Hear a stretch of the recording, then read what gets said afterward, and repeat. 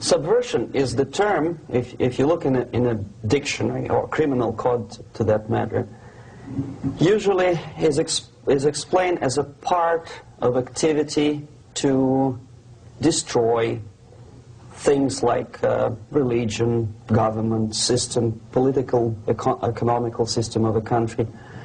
And usually it's linked to espionage and such romantic things as blowing up bridges, sidetracking trains, cloak and dagger activity in Hollywood style. What I'm going to talk about now has absolutely nothing to do with the cliché of espionage or KGB activity of collecting information. So the greatest mistake or misconception, I think, is that whenever we are talking about KGB, for some strange reason, starting from Hollywood movie makers to professors of political science and quote-unquote experts on Soviet affairs, or Kremlinologists as they call themselves, they think that the most desirable thing for Andropov and the whole KGB is to steal blueprints of some supersonic jet, bring it back to Soviet Union and sell it to the Soviet military-industrial complex. It's only partly true. If we take the whole time, money, and manpower that the Soviet Union and KGB in particular spends outside of USSR border, we will discover, of course there are no official statistics unlike with CIA or FBI, that the espionage as such occupies only 10 to 15% of money, time, and manpower. 15% of the activity of KGB. The rest, 85%, is always subversion. And unlike a dictionary of English, Oxford Dictionary, subversion in Soviet terminology means always a destructive, aggressive activity aimed to destroy the country, nation, or geographical area of your enemy. So there's no romantics in there, absolutely. No blowing up bridges, no microfilms in Coca-Cola cans, nothing of that sort. No James Bond nonsense. It's most of this activity is overt, legitimate, and easily observable if you give yourself time and trouble to observe it. But according to the law and law enforcement systems of the Western civilization, it's not a crime. Exactly because of misconception, manipulation of terms. We think that subverter is a person who is going to blow up our beautiful bridges. No. Subverter is a student who comes for exchange, a diplomat, an actor, an artist, a journalist like myself was 10 years ago. Now, subversion is an activity which is a two-way traffic. You cannot subvert an enemy which doesn't want to be subverted. If you know history of Japan, for example, before 20th century, Japan was a closed society. The moment a foreign boat comes to the shores of Japan, the Imperial Japanese Army politely tells them to get lost. And if American salesman comes to the shore of Japan, let's say 60 or 70 years from now back, and says, oh, I have a very beautiful vacuum cleaner for you, with the good financing, he says, please leave us, we don't need your vacuum cleaner. If they don't leave, they shoot them to preserve their culture, ideology, traditions, values intact. You were not able to subvert Japan. You cannot subvert Soviet Union because the borders are closed. The media is censored by the government. The population is controlled by the KGB and internal police. With all the beautiful glossy pictures of Time magazine and Magazine America, which is published by the American embassy in Moscow, you cannot subvert Soviet citizens because the magazine never reaches Soviet citizens. It's collected from the newsstands and thrown to garbage can. Subversion can be only successful when the initiator, the actor, the agent of subversion has a responsive target. It's a two-way traffic. United States is a receptive target of subversion. There is no response similar to that one from United States to the Soviet Union. It stops halfway somewhere. It never reaches here. The theory of subversion goes all the way back 2,500 years ago. The first human being who formulated the tactics of subversion was a Chinese philosopher by the name of Sun Tzu.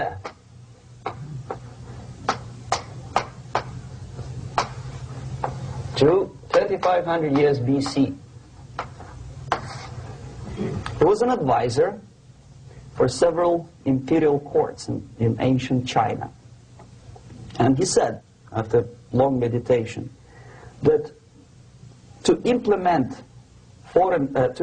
state policy in a warlike manner, it's the most counterproductive, barbaric, and inefficient to fight on a battlefield. You know that war is continuation of state policy, right? So if you want successfully to implement your state policy and you start fighting, this is the most idiotic way to do it. The highest art of warfare is not to fight at all, but to subvert anything of value in the country of your enemy, until such time that the perception of reality of your enemy is screwed up to such an extent that he does not perceive you as an enemy, and that your system, your civilization, and your ambitions look to your enemy as an alternative, if not desirable, then at least feasible. Better red than dead. That's the ultimate purpose, the final stage of subversion, after which you can simply take your enemy without a single shot being fired, if the subversion is successful. This is basically what subversion is. As you see, not a single mentioning of blowing up bridges. Of course, Sun Tzu didn't know about blowing up bridges. Maybe there were not that many bridges at that time. But the basics of subversion is being taught to every student of KGB school in USSR and to officers of military academies. I'm not sure if the same author is included in the list of reading for American officers, to say nothing about ordinary students of political science. I had difficulty to find the translation of Sun Tzu in the library of a university in Toronto and later on here in Los Angeles. But it's a book which is not available. It is forced to every student in USSR. Every student who is taught to be dealing further in his future career with foreigners. What subversion is? Basically, it consists of 4 periods, time-wise. If we start from here and go this way, time, right? This is the beginning point. The first stage of subversion is the process which is called, basically, demoralization. It says for itself what it is.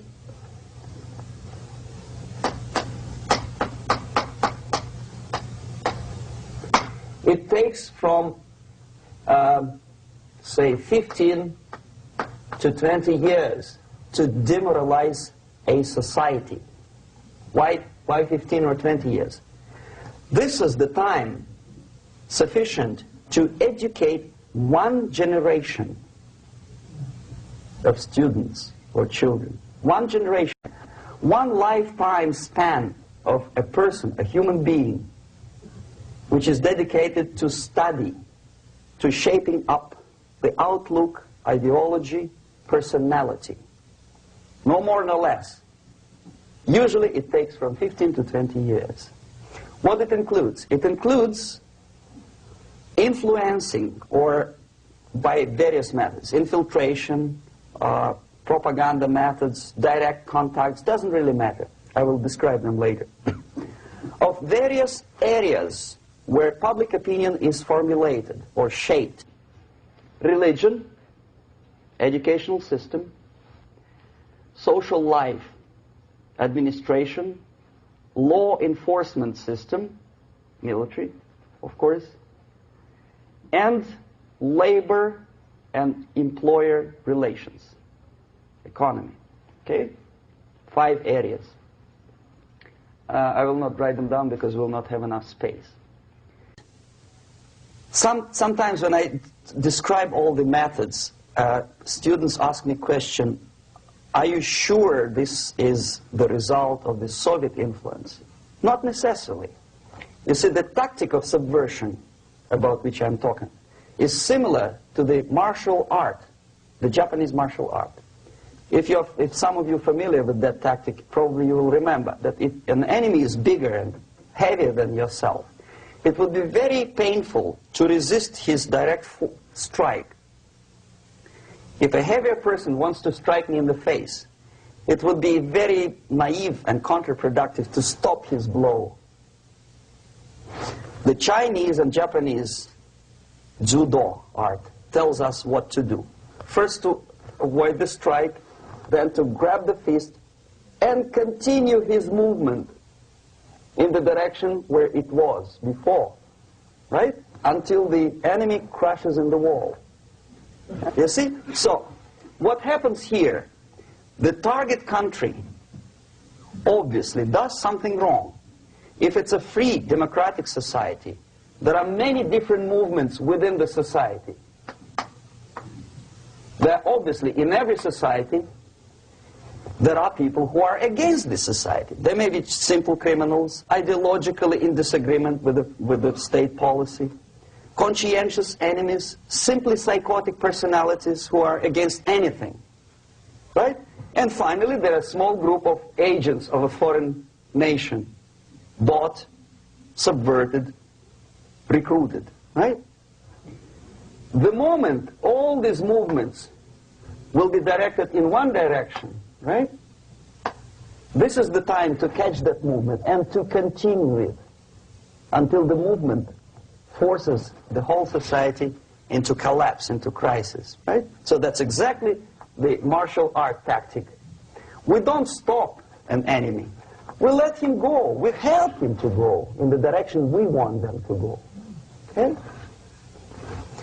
So, on the stage of demoralization, obviously there are tendencies in each society, in each country, which are going to opposite direction from the basic moral values and principles. To take advantage of these movements, to capitalize on them, is the main purpose of the originator of subversion.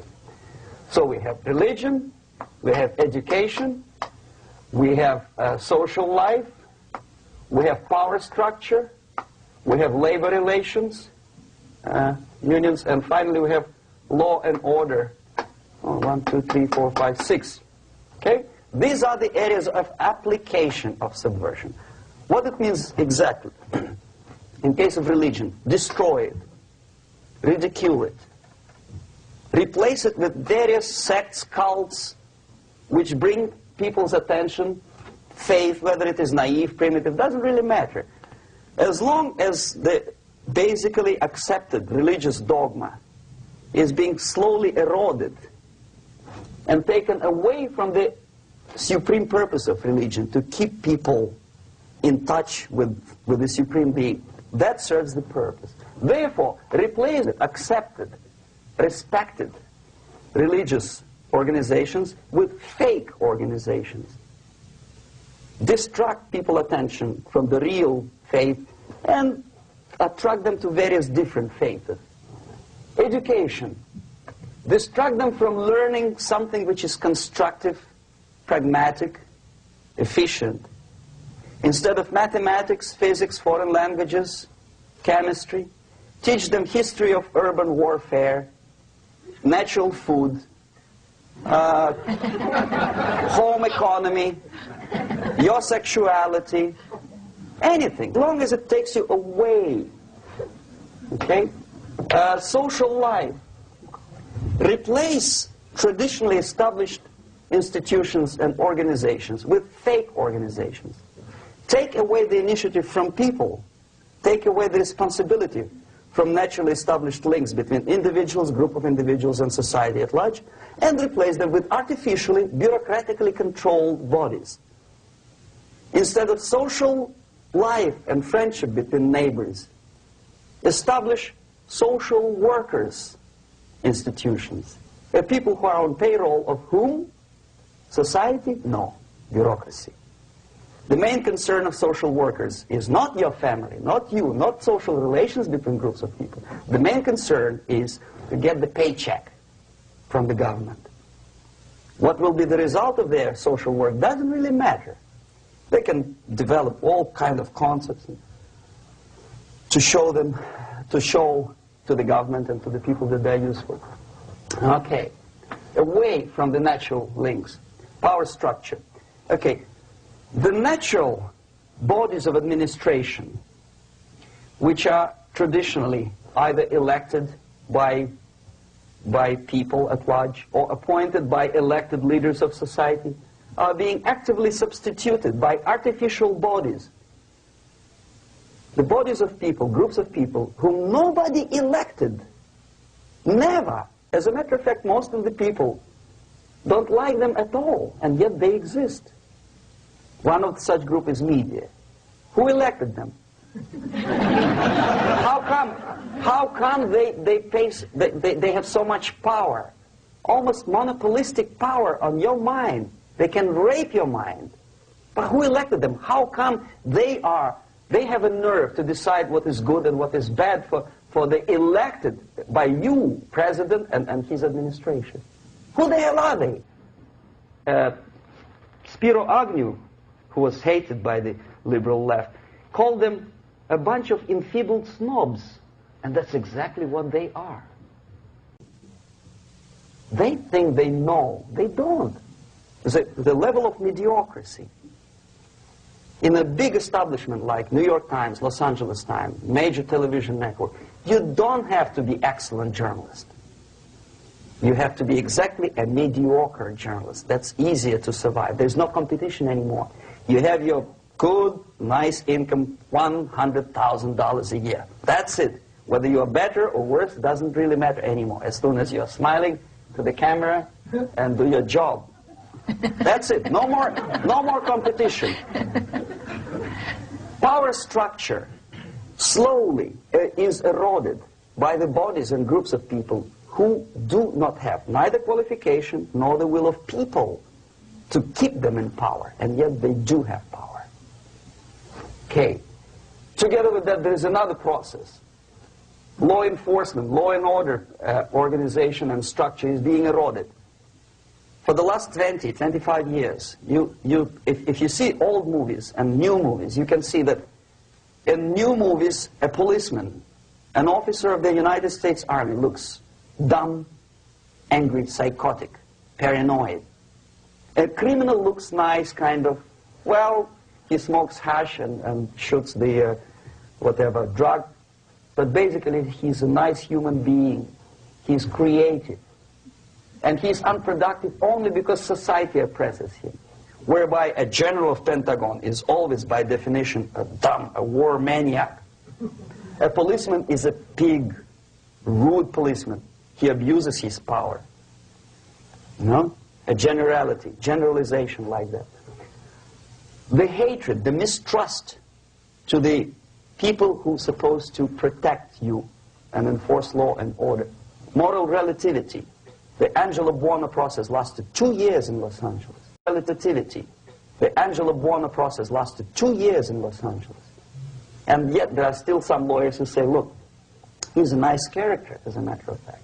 There was some witness who said, also a criminal, who said, well, he's a nice guy. I asked him one day to burn a house of my enemy, and he wouldn't do it. He's a nice fella.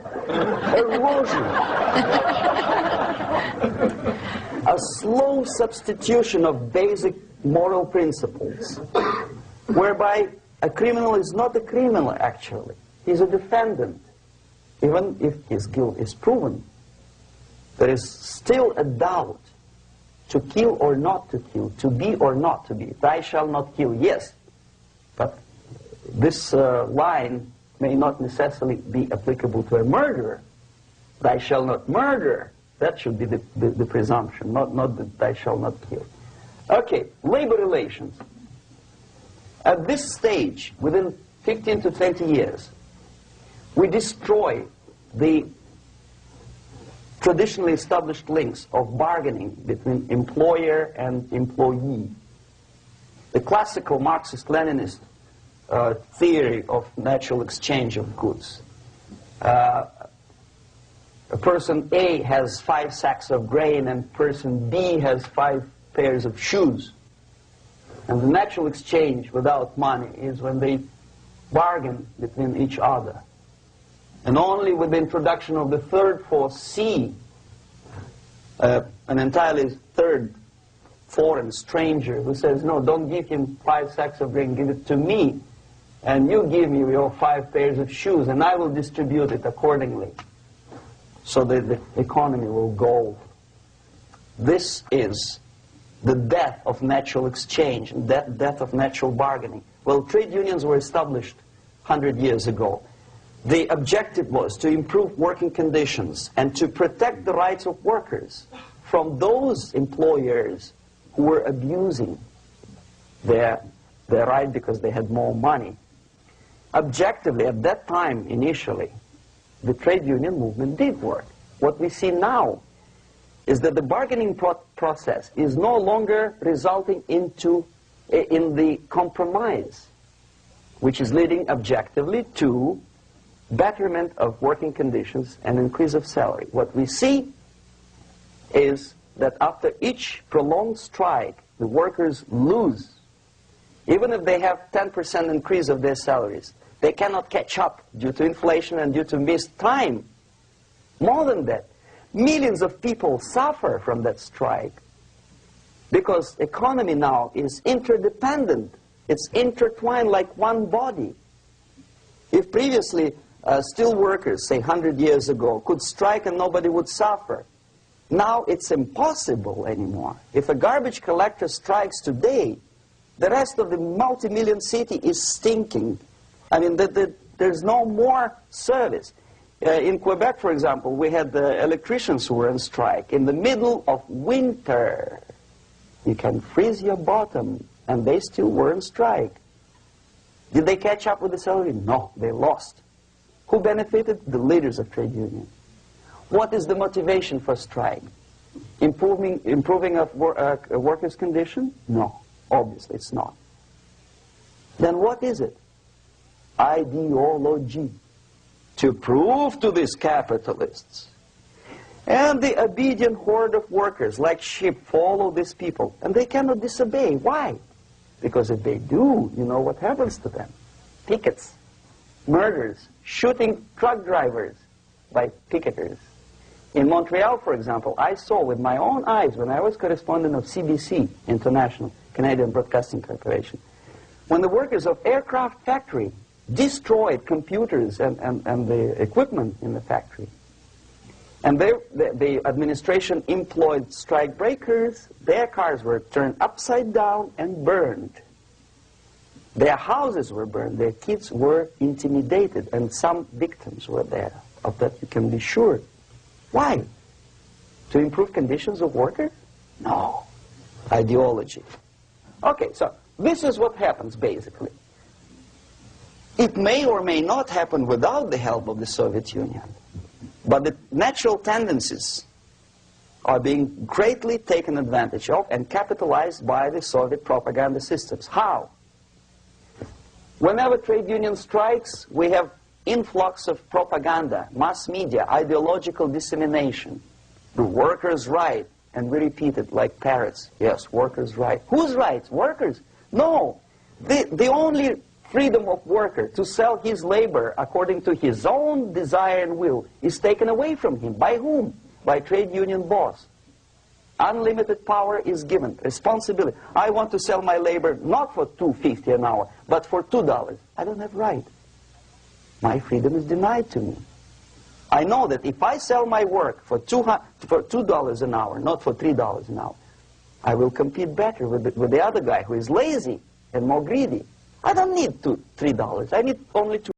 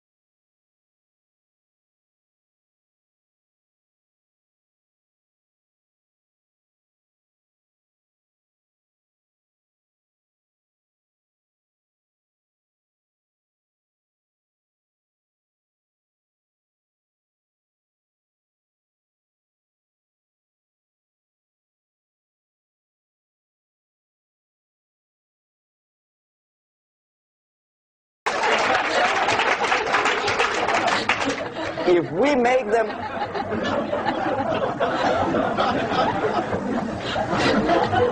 make them equal by force, if we put the principle of equality in the basis of our socio-political structure, it's the same thing as building a house on sand. Sooner or later it will collapse, and that's exactly what happens. And we, as Soviet propaganda makers, are trying to push you in the direction which you go yourself. Equality, yes, equality. People are equal. Land of equal opportunities. Is it true or not? Think about it.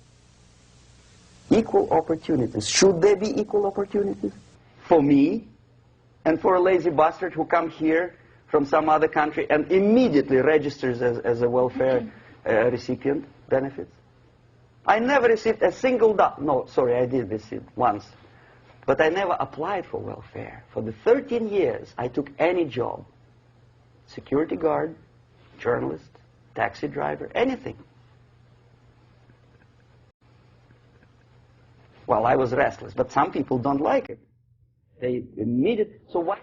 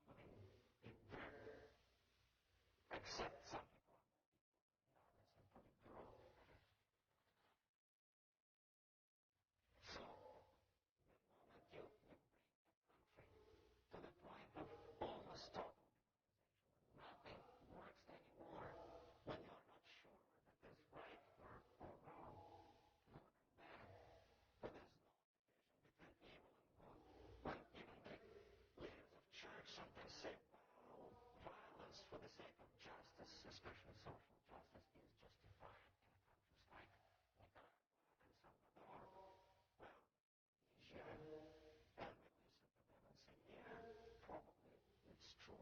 Is it true? No, it is not true. Violence is not justified, especially for the sake of quote-unquote social justice introduced by Marxist-Leninism. That is my quote-unquote journalistic translation. Okay, so where is that point? The next step is destabilization.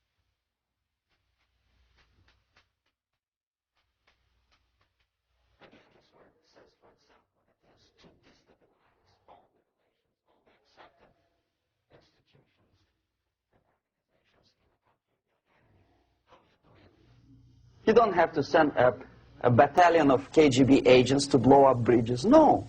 You let them do it themselves. The area of application is, again, it's narrower now. Not like the previous case. The overt legitimate actions of the KGB in this case would be hardly noticeable. There is no crime if a professor who recently went to USSR introduces a course of Marxism-Leninism in a Californian college, for example. Nobody is going to come to his doorstep and say, okay, mister, come, you are under arrest. No, it's not a crime. It's not even considered a moral crime against your country. So the area of application here is narrowing down to economy, again, labor relations, right? To law and order, plus military. And economy, law and order. Yes, and again, the media, but wider scope, little bit different. I'll explain later. Okay, basically 3 areas. Economy. The radicalization of bargaining process. If on that stage we still could achieve, theoretically, some positive compromise between the negotiating sides with say, the arbitrary introduction of arbitrary judges, a third side, objectively judging the demands of both sides. Here it's radicalization. On the stage of destabilization, we cannot come to compromise even within a family. The husband and wife couldn't figure out which is better. Husband wants his kids to eat at the table, and wife wants a child to roam around the room and drop food all over the floor. They cannot come to compromise unless they start a fight. It's impossible to reach a compromise, constructive compromise, between neighbors. Some people say, I don't like you to watering your lawn at that time because exactly at that time I'm walking my dog and he's getting nervous. He cannot pass his bowels, you know. So they cannot compromise. They go to a civil court or something like that. Radicalization of human relations. No more compromise. Fight, fight, fight. The normal, traditionally accepted relations are destabilized. The relations between teachers and students in schools and colleges. Fight. The relations between, in economical sphere, between laborers and employers are further radicalized. No more acceptance of the legitimacy of demands of workers. Unlike Japanese, with the theory Z, if you ever heard about it, where the workers are involved in decision-making process, therefore they don't have moral incentive to fight their bosses. In the United States, it's just the opposite. The harder is the fight, the better. The more heroic they look. When the Greyhound network was on strike recently, the correspondents of local TV networks all over the United States were approaching the strikers, and they say, oh yes, we are doing something nice. They looked like heroes and they were proud. There was some family, the husband was a bus driver. Now they decided in a protest against the bosses to camp somewhere in the forest. And they were presented to the audience as a heroic, nice people. You see? The violent clashes between passengers, picketers, and the strikers are presented as something normal, 10, 15, 20 years ago, we would be angry, say, why so much hatred? Today we are not. We say, well, it's commonplace. Radicalization, militarization sometimes. As I explained on that stage, I took a step a little bit further. Shooting people. Okay, law and order now also is pushed into the area where previously people settled their differences peacefully and legitimately. Now we are getting with this court cases in the smallest irrelevant cases. We cannot solve our problems anymore. The society at large becomes more and more antagonistic between individuals, between groups of individuals, and the society at large. The media puts himself in the opposition to the society in general, at large. Separate, alienated. Okay? On that stage, you remember I was talking a couple of hours ago about the sleepers. That's when the students from, say, United States, if they are trained in Lumumba University, or developing nations, that's the students I was dealing with, are being sent back from the Soviet Union here. Or if they were already in the United States, in the country which is the object of subversion, they spring to action. The sleepers go up. They slept for 15 to 20 years. Now they become leaders of groups, preachers, I don't know, public figures. Prominently they act. They actively include themselves in a political process. All of a sudden we see a homosexual. 15 years ago he did his dirty job and nobody cared. Now he makes it a political issue. A political issue. He demands recognition, respect, human rights, and he rallies a large group of people. And there are violent clashes between him and police, his group and ordinary people, no matter what. It's black against white, yellows against green, doesn't matter where the division line goes. As long as this group come into antagonistic clash, sometimes militantly, sometimes with firearms, that is destabilization process. The sleepers, many of whom are simply KGB agents, become leaders of the process of destabilization. Doesn't mean that Comrade Andropov sends Comrade Ivanov to the United States. The person who takes care is already here. He's a respected citizen of the United States. Sometimes he gets money from various foundations for his legitimate struggle for, I don't know, human rights, women's rights, kid lib, prison lib, whatever. There are sympathetic Americans who donate their money to him. This stabilization process usually leads directly to the process of crisis.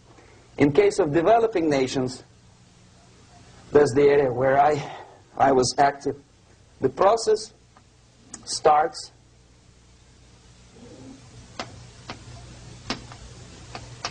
when the legitimate bodies of power, the social structure collapse. It cannot function anymore. So instead, we have artificial body injected into society, such as non-elected committees. You remember I was talking about them here. Social workers who are not elected by people, media who are self-appointed rulers of your opinion, some strange groups which claim that they know how to lead society forward. They don't usually. All they care is how to collect donations and sell their own concocted ideology, mixture of religion and ideology. Here, we have all this artificial body claiming power. If the power is denied to them, they take it by force.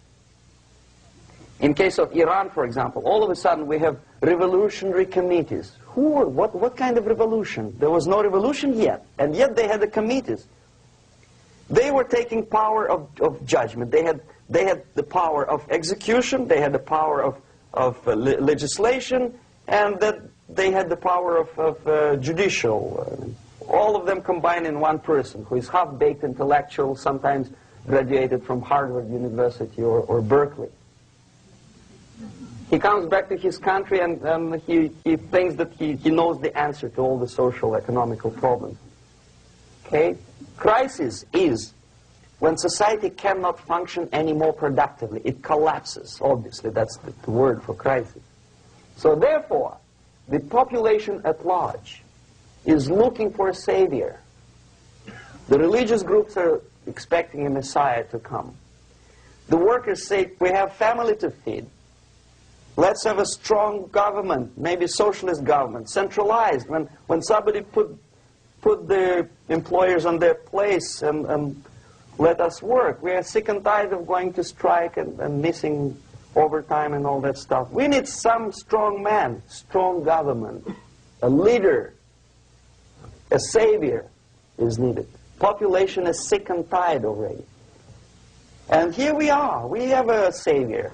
Either a foreign nation comes in, or the local group of leftists, Marxists, no matter what they call themselves, Sandinista, a reverend or some sort, Bishop Muzureva, like in Zimbabwe, doesn't matter. A savior comes and says, I will lead you. So we have two alternatives here. Civil war and invasion. Okay? See how it goes? Civil war, we know what it is. Lebanon is the best example. The civil war, which was artificially implanted in Lebanon by injection of force of PLO, Palestinian Liberation Organization. Invasion we have in many other countries like Afghanistan, name any East European country, it was invaded by the Soviet army. But the result is the same. The next stage is normalization. Normalization is a very ironic word, of course. It is borrowed from 1968 situation in Czechoslovakia, when the Soviet propaganda, and after them New York Times, declared the country is normalized. The tanks moved into Prague, so there's no more Prague Spring, there's no more violence. Normalization. At that stage, the self-appointed rulers of the society don't need any revolution anymore. They don't need any radicalism anymore. So this is the reverse from destabilization. Basically, it is stabilizing the country by force. So all the sleepers and activists and social workers and liberals and homosexuals and professors and Marxists and Leninists are being eliminated physically sometimes. They've done their job already. Okay? They are not needed anymore. The new rulers need stability to exploit the nation, to exploit the country, to take advantages of the victory. Okay? So no more revolutionaries, please. And that's exactly what happens in a number of countries. You remember Bangladesh? This is the crisis in which I was instrumental. First they had Mujibur Rahman. In 1971, he was the leader of People's Party, Awami League, with mustache like Stalin. He was in Russia many times. In 5 years, he was shot by his former colleagues, Marxists. He fulfilled his function. In Afghanistan, it happened 3 times. First there was Taraki, then there was Amin, now there's Babrak Karmal. They killed each other successively, one after another. The moment he fulfills his duty, the first one demoralized country, the second destabilized, the third one brought it to crisis. Goodbye, comrades. Babrak Karmal comes from Moscow and put into the seat of power. Same thing happened in Grenada recently. Maurice Bishop, Marxist, was killed by Austin, what's his name, General something, who was also a Marxist. Right? So no more revolutions, please. Normalization now. From now on, no more strikes, no more homosexuals, no more women lead, no more kid lead. No more lib, period. Good, solid, democratic, proletarian freedom. That's it. Now, to reverse this process takes enormous effort. When today, United States had to invade Grenada to reverse the process of subversion. Some people say, boy, this is not good, it's not kosher to invade the beautiful country, island of Grenada. Well, why didn't you stop the process here, when Grenada was just approached by leftists? Why not to prevent Maurice Bishop to come in power in the first place? Did Grenadians want him? Very questionable. They didn't know who was Maurice Bishop in the first place. He came to power by coup d'etat himself. Okay? No, we let the situation develop further and further and further until the crisis and normalization very soon. And then the United States decided to invade country, discovering that the country was absolutely a military base for the Soviet Union. Of course it's a drastic measure. Of course it's a pity that Marine Corps had to lose, what, 17 lives. Very bad. Why not to stop the process before it comes to crisis? Oh, no, intellectuals will not let you. It's interference into domestic affairs. They're very careful not to let American administration to interfere in domestic affairs of Latin American countries. They don't mind Soviet Union interfere in these affairs. Okay. So to reverse this process, from here, it takes only and always military force. No other force on earth can reverse this process at this point. At this point, it does not take military invasion of the United States Army. It takes strong action, like in Chile. A CIA covert involvement to prevent the savior from outside to come into power and to stabilize country before it erupts into civil war. Country before it erupts into civil war. Okay? Support the right-wing conservative forces. By money, by crooks or love, doesn't matter. Stabilize the country. Don't let the crisis develop into civil war or invasion. Oh no, your liberals will say it's against the law. The Congress will not appropriate money for covert actions of CIA. Why not? Should we wait till the normalization come and Soviet tanks land in Los Angeles airport? Now, at that point, at the point of destabilization, also the process could be reversed. Again, easily than this. No CIA involvement at this point. You know what it takes here? Restriction of some liberties for small groups which are self-declared enemies of the society. As simple as that. Oh no, the media and liberals will tell you this is against the American Constitution. How can we, by force, deny the civil rights to criminals, for example? It's not good. Okay? So we allow them to. Okay, if you allow the criminals to have civil rights, go on and bring the country to the crisis. This is a bloodless way to do. Curb the rights. I mean, not to put them in prison. No, I'm not talking about putting all the gays from San Francisco in the concentration camp. Do not allow them to take political force. Do not elect them to the seats of power, whether it is municipality level, state level, or federal level. It has to be beaten in the heads of American voters that a person like that in the seats of power is an enemy. Do not be afraid of this word. It is an enemy. If he is not an enemy here, he will be here. Later on, he will be shot, of course. But at this point, he is an enemy. Okay? You are doing great service by denying him a right to capitalize on his own crazy ideas and become a powerful man, a man who uses the seat of power. Restriction of certain freedoms and permissiveness at that point would prevent sliding into crisis and probably will return the process of destabilization.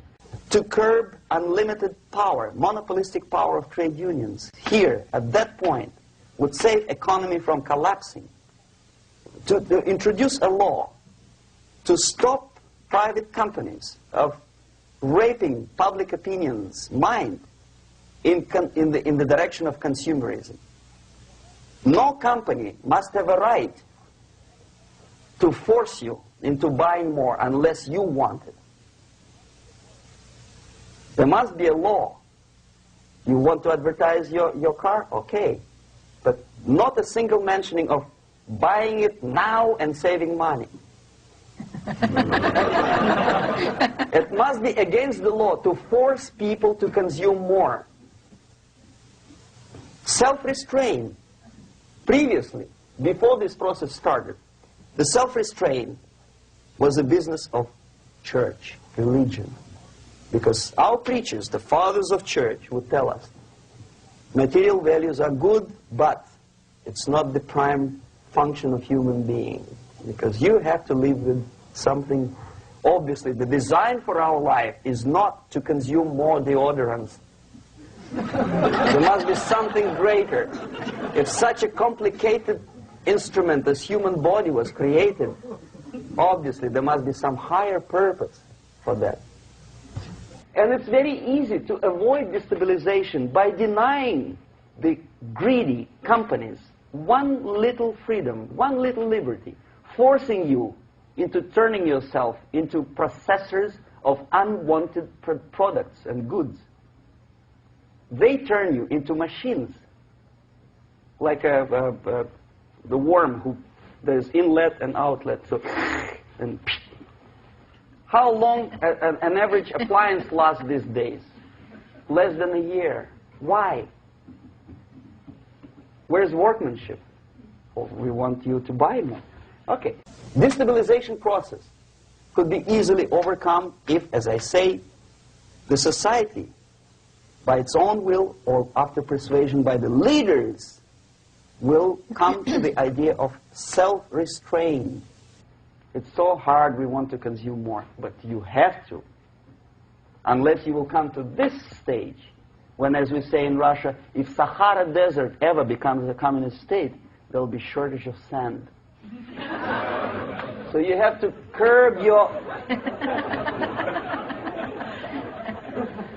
You have to curb your expectations at this point before it's too late. But no, we don't want to do it. Demoralization process. Again, it's the easiest thing to reverse. First of all, by restricting import of propaganda. The easiest thing to do. Unlimited, unrestrained import of Soviet literature, Soviet journalists, giving Soviet propaganda and ideological agitators equal time on American TV network. It has to be stopped. And it's easier. They won't be offended, mind you. As a matter of fact, they will respect America more.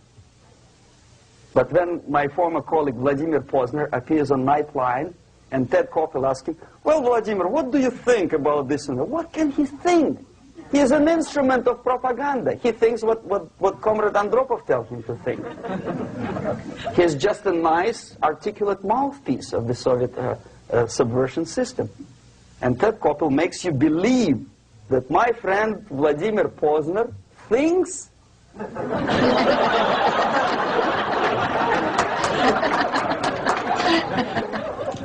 the process of demoralization may not have started at all if at that point the country, which is a recipient of subversion, actively, not violently, but actively, prevents importation of foreign ideology. I don't want America to follow the pattern of ancient Japan. You don't have to shoot every foreigner when it approaches the sacred borders of the United States. But when he offers you a junk in the disguise of very shiny something, you have to tell him, no, we have our own junk.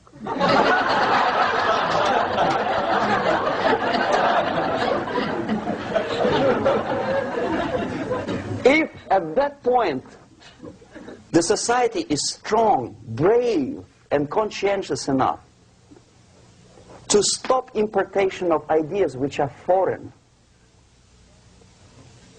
then the whole chain of events could be prevented.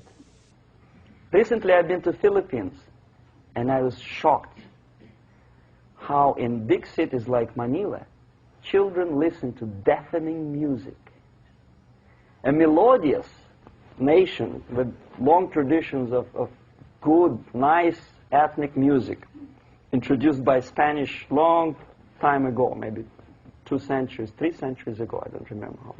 All of a sudden listen to musical garbage, blasting their radios at full blast, at full volume. Why? In India, I spent many years watching the reactions of Indians walking out of movie theaters after seeing Hollywood production. They couldn't figure out why Americans are so wasteful. They smash their cars, their shiny cars, every 5 minutes. How come they shoot each other for $500,000? Is it true that they're so obsessed with sex? Can you imagine showing a movie where each 5 minutes there's a copulation on the screen to a country like India with long tradition of respect to these private matters, or to Pakistan? And United States expect these people to respect you? No way. Oh yes, they will see the movie, they'll pay 5 rupees to see that garbage, but they walk out and will tell their kids, don't respect Americans, don't be like Americans. See? So, the process of demoralization could be stopped right here, both as an expert and as an import. And that takes one step, one very important thing to do. You don't have to expel all the KGB agents from Washington, D.C. The most difficult and at the same time the simplest answer to the subversion is to start it here and even before, by bringing back the society to religion, something that you cannot touch and eat and put on yourself, but something that rules society and makes it move and preserve it. A Soviet scientist, Shafarevich, who has nothing to do with religion, he is a computer scientist, did a very intensive research on the history of socialist countries. He calls socialist or communist any country with a centralized economy and a pyramidal style of power structure. And he discovered, actually he didn't discover it, he just brought to attention of his readers, that civilizations like Mohenjo-Daro in the river Indus area, like Egypt, like Maya, Incas, like Babylonian culture, collapsed and disappeared from the surface of Earth. The moment they lost religion, as simple as that, they disintegrated. Nobody remembers about them anymore. Well, distantly. So,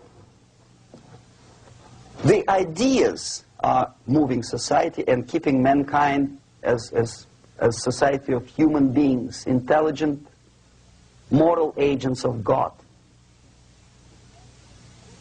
The facts, the truth, the exact knowledge may not. All the sophisticated technology and computers will not prevent society from disintegrating and eventually dying out. Have you ever met a person who would sacrifice his life, freedom, for the truth like that? This is truth. I never met a person who said, this is truth and I'm ready to shoot me. To defend the truth. Right? But millions sacrifice their life, freedom, comfort, everything for things like God, like Jesus Christ. It's an honor. Some martyrs in the Soviet concentration camp died. And they died in peace, unlike those who shouted, "Long live Stalin," knowing perfectly well that he may not live long. Something which is not material, moves society and helps it to survive. And the other way around, the moment we turn into 2 by 2 is 4 and make it a guiding principle of our life, our existence, we die. Even though this is true, and this we cannot prove. We only can feel and have faith in it. So the answer to ideological subversion, strangely enough, is very simple. You don't have to shoot people, you don't have to aim missiles and Pershings and cruise missiles at Andropov's headquarters. You simply have to have faith and prevent subversion.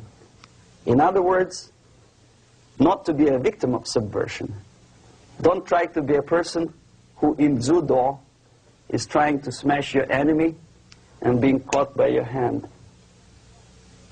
Don't strike like that. Strike with the power of spirit and moral superiority. If you don't have that power, it's high time to develop it. And that's the only answer. That's it. Thank you.